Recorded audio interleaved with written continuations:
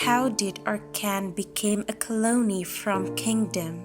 Today's identification of Rohingya is often linked with statelessness, and is Rohingya considered to be one? Let's see today's episode and know the reality.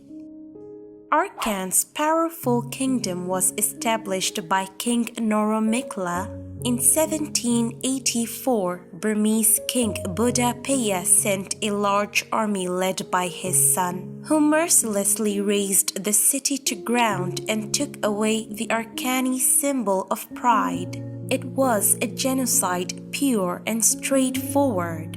It was also the end of a kingdom which was known far across the land up to Europe. It was a nation that was built by artisans that Noromikhla brought from Gour of Bengal. It was a liberal, civilized kingdom, and its citizens prided themselves to be called as the citizens of the great Mrohaung city.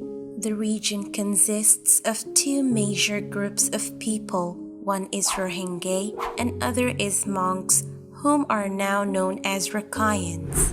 Arakan continued to have its kingdom for centuries, but the end was sudden. It first lost its colonies to the Moghs, then its heartland to the Burmese. The end came as if like a landslide. Till today, Rohingya and Rakhine Monks ponder and eager to know why, what went wrong. Some blame that it was its lack of unity. The beginning of the end came when Arakanese king assured the governor of Bengal, Shah Shuja, to come to take asylum in Arakan. In the Arakanese society, where Muslims used to be the king-makers, now after the return of the pirates, they are seen as suspects, and on a regular basis, they were driven out of Arakan. Every year, Muslims would migrate to southern Chittagong to escape Mughal Upadrop, which is the lawlessness of the Moghs. This state of anarchy and the division in the Arakanese society was carefully observed by the Burmese king across the Arakan Yoma. There were Mogh spies of Budapaya in whose alliance a date was set on the calendar. It was December 31, 1784 AD, slated to bring the end to the Arakanese kingdom. A large number of people, both Buddhist, Hindus, and Muslims, fled and took shelter in Chittagong. The invasion caused both the Buddhists and Muslims to lose their very own Arakanese kingdom. After the tragedy of Shah Shuja and Burmese invasion of Arakan, the Flow Mogh, Muslim, and Hindu refugee movement continued to Chittagong and Chittagong Hill tracts on the one hand. On the other, Muslim migration to Arakan was brought to a complete halt.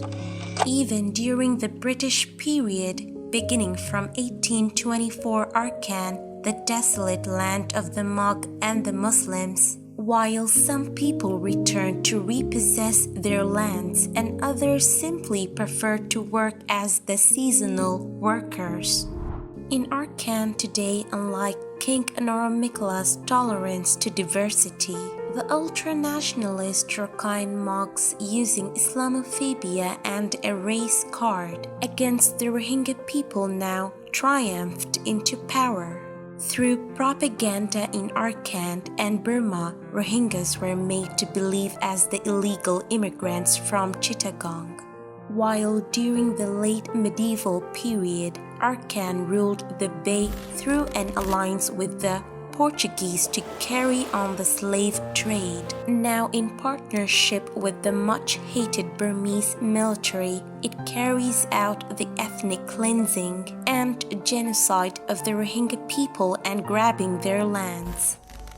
Thus, from a nation with great leadership qualities and rare artistic potential, Rohingya are made into a populations without any land, and till now their search for their homeland continues.